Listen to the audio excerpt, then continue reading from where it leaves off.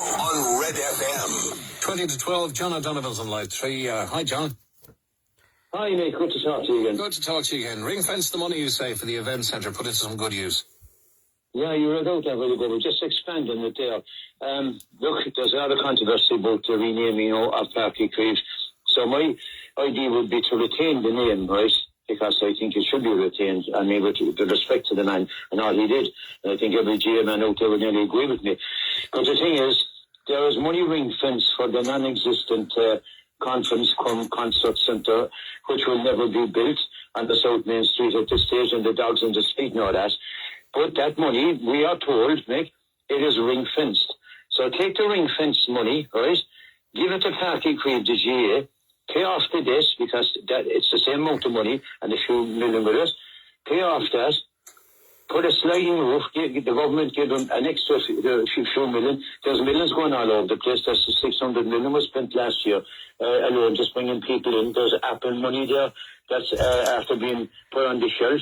So put your sliding roof on that below. Keep the name right. There's your concert venue. Then that site in South Main Street. We're starved for greenery in Cork. Develop that. No more development on that site. Put a park in there facing the river for the people of Cork. So you keep the name with the respect to the man himself.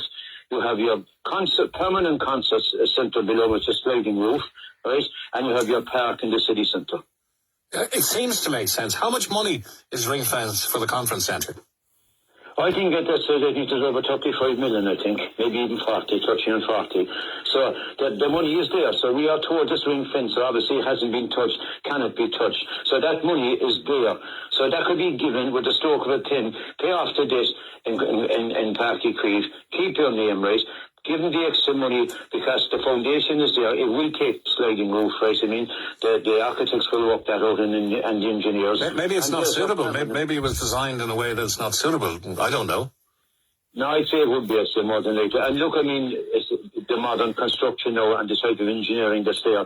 That would be, look, any architect or engineer worked outside would put a sliding roof on that place down there and would solve all the problems. And most of all, it will keep the name, the reverence of the name for that man. All right. Just stay with me, John, will you? Larry Keegan's on line 1. Hiya, Larry. How you going, mate? What's your point? You think it's called evolving? Things must change. Yeah, like, sure, look, if you're looking at it this way, the grass has changed, the seating in the stands has changed, and yeah, why not change the name for, look, $250,000 is not to be sniffed at, like. It's $250,000 a year, I think, yeah. Yeah, it's 30 odd million to pay off the debt. Like, I mean, that's ring fence for the conference centre. Wouldn't that be better? Yeah, why you have a stadium? That's why you have a stadium with no debt anymore. It's debt free. Let's just get Larry's point here, John. Hang on a second. Carry on, Larry. Yeah, so $250,000, like, I suppose I'd be viewing at it from a grassroots point of view. You're probably looking at A's games development officers with that cash, like, which in turn promotes hurling within the county, that the county board don't have the ring fence for servicing the debt of the stadium. So if you look at it as a whole, holistic kind of a thing for Cork GA or whatever way you want to look at it, take the $250,000. You can still call it whatever you want when you're talking to your mates. Call it the park, call it whatever you want. Just take the $250,000 off Supervalu. That'd be my take on it. Anyway. Or find a way that Supervalu can intrinsically filter down to all the clubs with massive branding and develop local support in the various communities around the place. But, you know, when you got a debt of 30 million, doesn't it behove you to sweat the asset a little more, use it, allow it to be used a little more for various functions or concerts or whatever?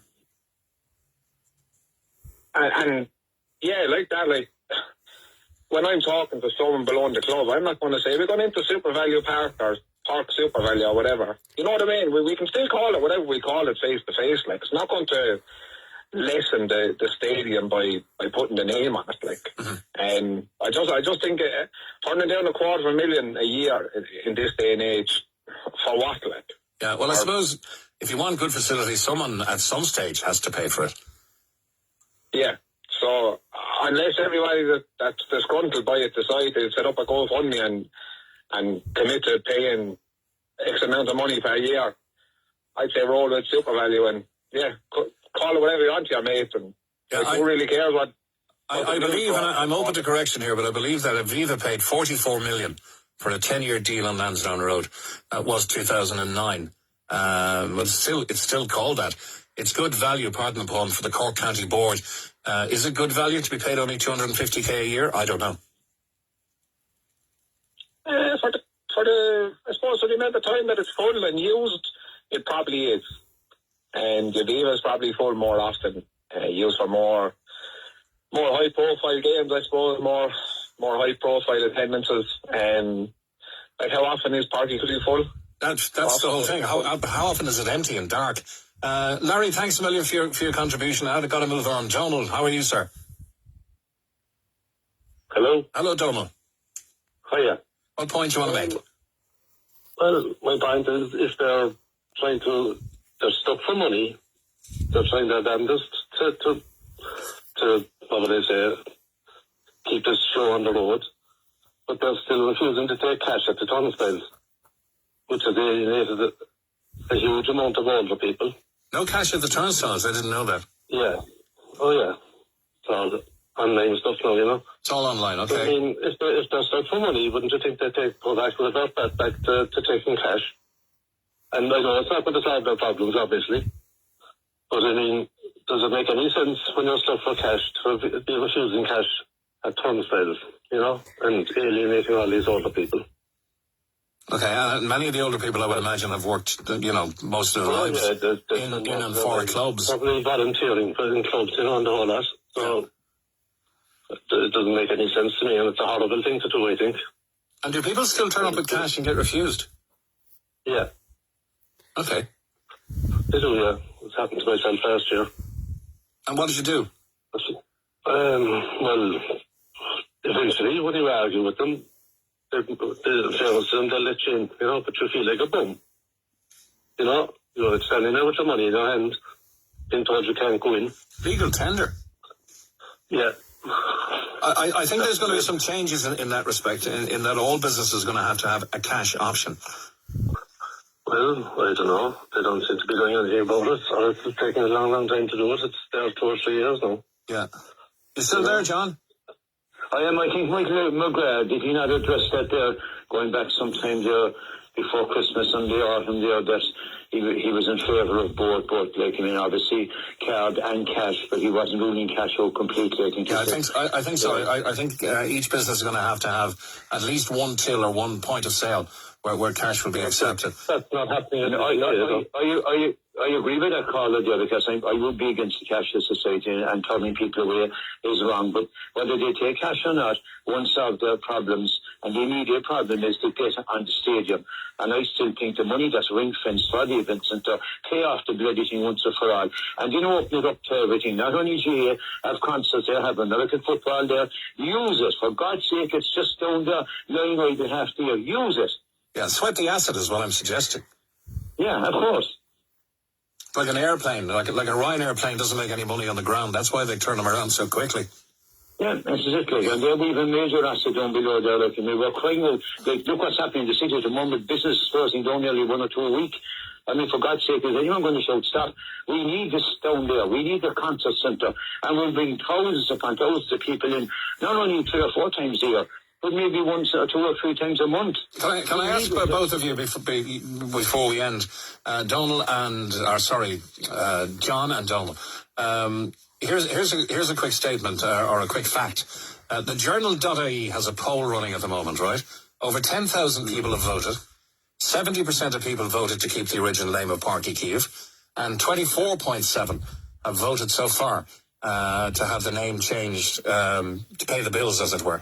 Now that, in my maths, doesn't add up to 100%, but maybe there's some spoiled votes or something. 70% of people anyway voted to keep the original. Donald, what would you make of that? My contention that would be fairly correct, yeah. I'd say most people would prefer to keep it that way, yeah. Yeah, the remainder are undecided. That clarifies it. The remainder are undecided or maybe don't care. What do they ask? I tell you why, Mick, because people don't really ask everybody.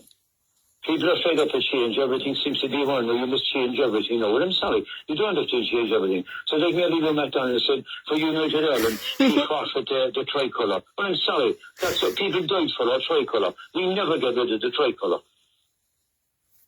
So this whole thing about change. Well, is it just change for the sake of change? Donald, sorry, you're trying to get in there. I'm just saying that I wouldn't say that the tricolour would be sacrosanct either. I think nothing is safe in this country anymore, to be quite honest with you. The way things are going. It's the point of making, yeah, it's the point of making. Yeah, it's not. Their soul in the devil. That's what they would know for money. You can see it every day of the week. You know, all you hear is a new directive. The county board below saying this is coming from Páirc Park about the ticket situation. You know, it's all pass the buck. There's nobody takes this responsibility anymore. Let me give you guys a flavour of some of the texts that are coming in, right? Why not Páirc Uí Chaoimh sponsored by Supervalu Musgraves? Well, the jerseys have the Supervalu logo. Musgraves are as much a Cork heritage as the GAA. Compromise on the park, says somebody else. Have the stadium separate to the pitch. Let Supervalu sponsor the stadium, but the games are played at Páirc Uí Chaoimh. Therefore, Marty Marcy would introduce us from Supervalu Stadium at Páirc Uí Chaoimh. That might be one compromise. Another texter says if Supervalu wants a stadium, let them build one. I'll give you one more and we'll see what you think of these. Am I right in saying that the Beamish Room is now gone from Páirc Uí Chaoimh as well? That was a commercial business using their heads. Why don't they have a Supervalu room with Supervalu prices and points where you can use your club card? And would you get points in your card when paying for tickets for matches and events? Maybe too many questions with not enough answers. What do you think of that? Any good ideas in there? Let's take Donald first, John. Donald. Yeah, there's loads of options there, really. Yeah. But they don't have to give it away completely and just change the name. Like, respect the man and hold on to the name and look at all these other options.